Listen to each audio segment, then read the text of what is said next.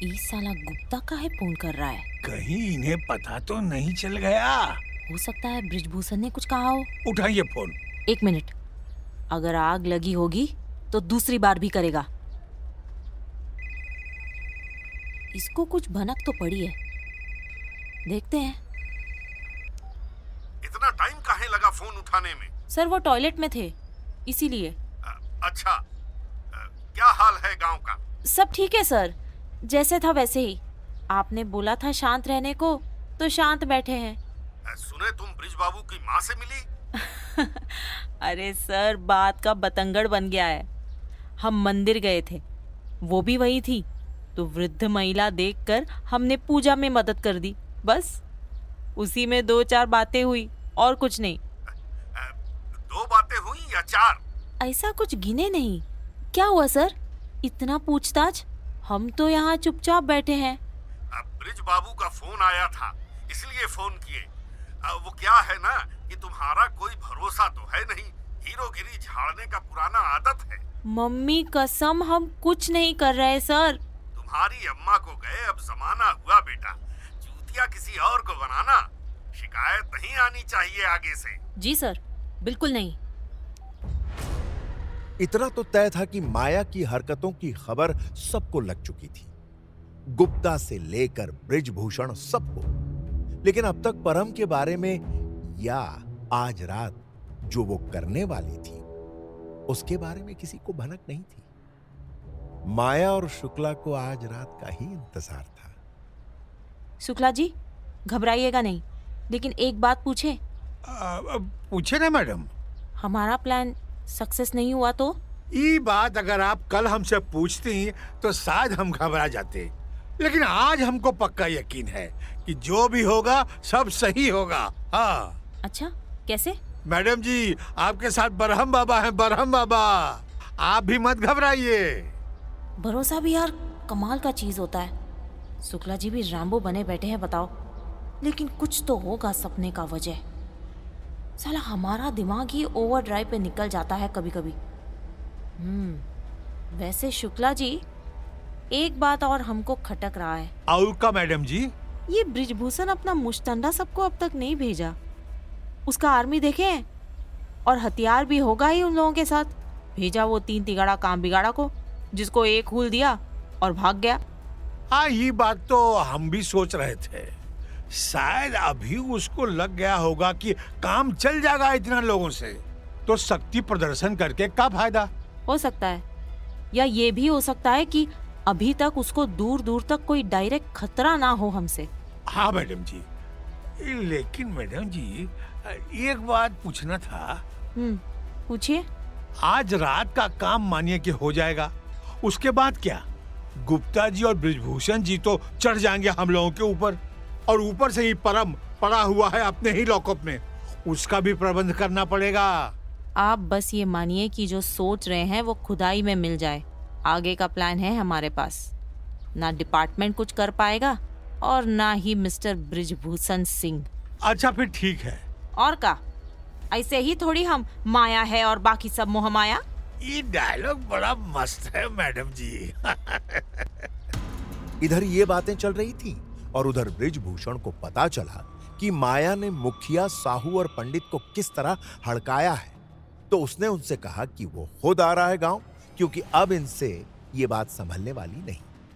उधर शुक्ला के जुगाड़ किए हुए दूसरे गांव के 10 हट्टे कट्टे मजदूर शाम होते होते इकट्ठा हो चुके थे गांव के बाहर। शुक्ला ने उन्हें सख्त हिदायत दी थी कि वो रात 9 बजे के बाद ही गांव के अंदर आए। रात के 9 बजे वो सारे इकट्ठा हुए और माया और शुक्ला के साथ निकल पड़े उस फूल गोभी वाले खेत की तरफ। सबने मिलकर खोदने का काम शुरू किया। माया ने सबको एक एक टॉर्च लाइट दे रखी थी और फिर शुरू हुआ दिल थाम के इंतजार करने का समय। तकरीबन 1 घंटे बाद गांव का एक आशिक जोड़ा घर से निकला आशिकी करने, और उसी चक्कर में उन्होंने देखा कि बृजभूषण के खेत में क्या चल रहा है। लड़की तो देखते ही हवा हो गई। लड़के ने कुछ देर देखा और उसके बाद उसे लगा कि उसको जाके पंडित को ये बात बतानी चाहिए।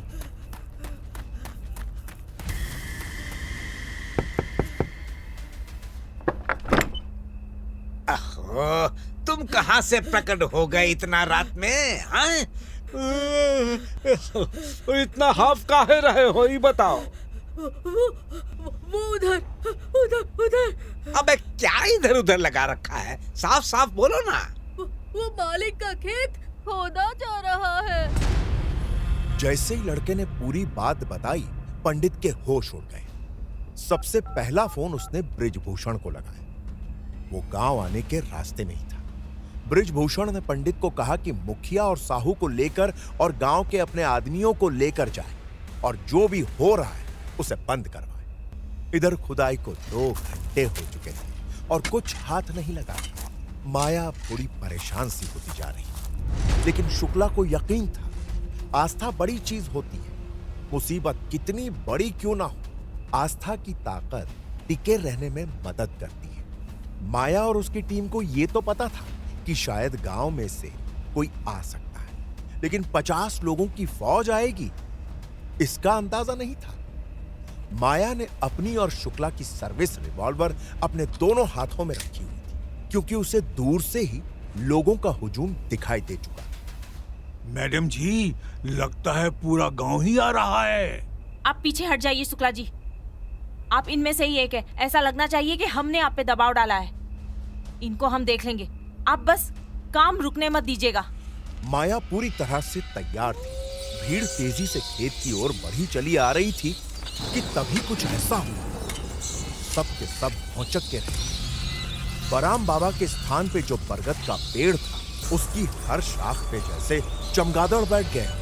चारों ओर उनकी चिल्लाने की आवाज आने लगी। उनकी चमकीली आंखों से जैसे पूरा का पूरा पेड़ रोशन सा हो गया। ये जैसे ही हुआ, शुक्ला के चेहरे पे मुस्कान आई और उसने मन ही मन कहा, जय हो बरहम बाबा, जय हो। सालों बाद ये रूप दिखा है। काम रुकना नहीं चाहिए, हाथ चलाते रहो। भीड़ अब एकदम खेत के नजदीक आकर रुक चुकी थी। वहां का नजारा देख के साहू, मुखिया और पंडित की आंखें खुली की खुली रह गई। उन्हें पता था कि यह जमीन खुदने के बाद क्या होने वाला है। ये क्या बेहुदगी है मैडम? हाँ? मतलब? अरे ये क्या बातचीत कर रहे हो? हैं? ए, बंद करवाइए इसको अभी के अभी। हम चालू करवाए हैं मुखिया जी, बंद भी हमारे ही कहने से होगा। थोड़ा सा भी अंदाजा है आपको कि किसके खेत में ये सब हो रहा है और क्यों? अरे इतना का बतिया रहे हो तुम जी? हाँ? साला जब से ये आई हैं, नाक में दम करके रखा है। हाँ? है? बंद करो, बंद। ई झुंझुना नहीं है मुखिया, सामने चलाएंगे ना तो 10 दिन के बाद पूरा गांव बोझ खाएगा तुम्हारा। अरे मैडम बात को समझिए ना। ए मुखिया जी आप पीछे आइए, हर जगह अकड़ जाते हैं। चलिए पीछे आइए यहाँ। मैडम देखिए, ये गैर कानूनी काम काहे कर रही हैं? वारंट लगता है इसमें। साहू जी ऐसा है, हम है माया, बाकी सब मोह माया। हम ही कानून है, हम ही वारंट है, और हमको वारंट से डेथ वारंट बनने में भी देर नहीं लगता है। इसीलिए पीछे हट जाइए और कर लो बात। हरिया जा हमारे घर से और असला लेकर आ। अब देखते हैं कि किसके पास कितना है। हरिया, जहाँ खड़े हो वही खड़े रहो, हिले तो टांग में गोली मारेंगे और दौड़े तो माथा में खाओगे। मामला फंस चुका था। जो लोग आए थे वो वापस गए तो हथियार के साथ आए। माया को नजर रखनी पड़ेगी और हालत ये थी कि उसके पास उतनी गोलियां भी नहीं थी जितने लोग जमा थे। उसने शुक्ला को तिरछी नजरों से देखा। काम पूरी तेजी से चल रहा है। मैडम जी सोच लीजिए फिर से। अरे पूरा सोचा हुआ मामला है पंडित जी, आप घबराइए मत। घबराना आपको है मैडम जी, क्योंकि मालिक बस पहुंचते ही होंगे। बढ़िया है, फिर जमीन का मालिक भी रहेगा सामने, पकड़ने में आसानी होगी।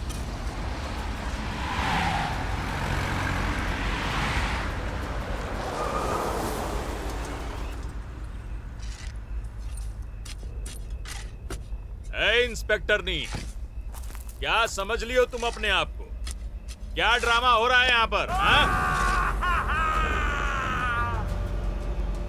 मैडम जी देखिए। पता था, हमको पता था।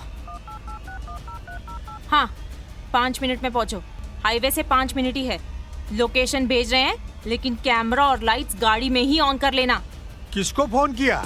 वही जिसके वजह से हमको यहाँ आना पड़ा, मीडिया।